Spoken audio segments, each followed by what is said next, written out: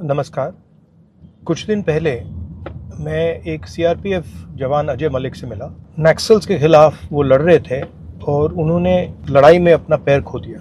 मैं उनसे मिला, परिवार से मिला, बहुत कॉन्फिडेंट थे, होप नहीं हारे थे, लड़ना चाह रहे थे। मतलब एक पैर नहीं था तब भी वो जाकर देश के लिए लड़ना चाह रहे थे।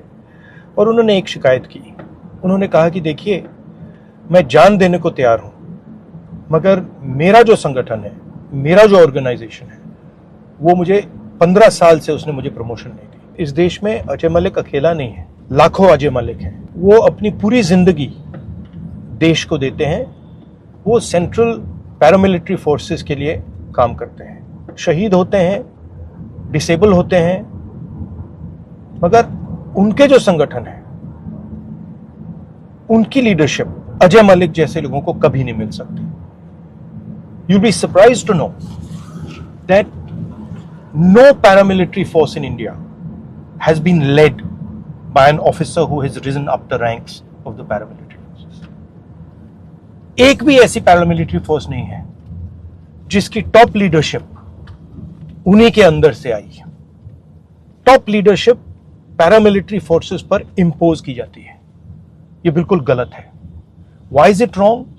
Because paramilitary forces have certain skills, certain understandings. I've worked with paramilitary forces now for 20-25 years. They look after my security. They have particular niches they work in.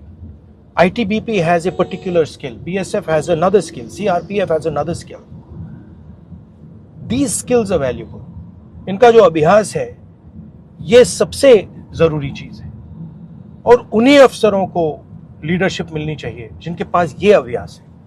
अगर आप बाहर से किसी को ऑर्गेनाइजेशन के ऊपर डालोगे, उसे ऑर्गेनाइजेशन की जो आत्मा है वो नहीं समझ आएगी।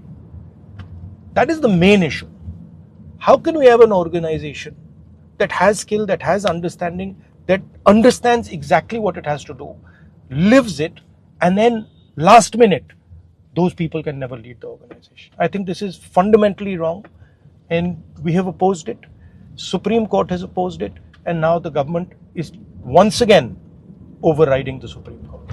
ये CAPFs के लिए ये सबसे बड़ा मुद्दा है।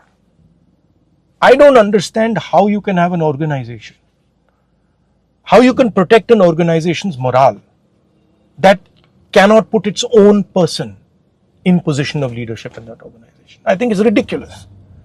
These people, these boys are being asked to fight terrorism. They're being asked to fight the Naxals. They're being asked to die. They're being injured. And then we are telling them that we refuse to allow you to run your organization. It's ridiculous. And this is why I'm very strongly saying that what the government has done is unfair. I don't understand why they're doing it. There might be other considerations. There might be considerations of elections these days. But they're doing it. मैं भाषण देना चाह रहा था parliament house में। ये इसी दिन इस बिल को लाए जिस दिन मैं असम में टूरिंग कर रहा हूँ। मैंने कल मैसेज भेजा सरकार को कि मैं इस पे बोलना चाहता हूँ, इसको थोड़ा आप आगे पीछे कर दीजिए। उन्होंने रिफ्यूज किया। वो नहीं चाहते कि मैं पार्लियामेंट हाउस में ये बात बोलूं। मगर मैं सीआरपीएफ, बीएसएफ, आईटीबीपी, सीआईएसएफ, सारी की सारी पैरामिलिट्री फोर्सेस को बताना चाहता हूं कि मैं और कांग्रेस पार्टी आपके साथ खड़े हैं और आपको न्याय मिलना चाहिए।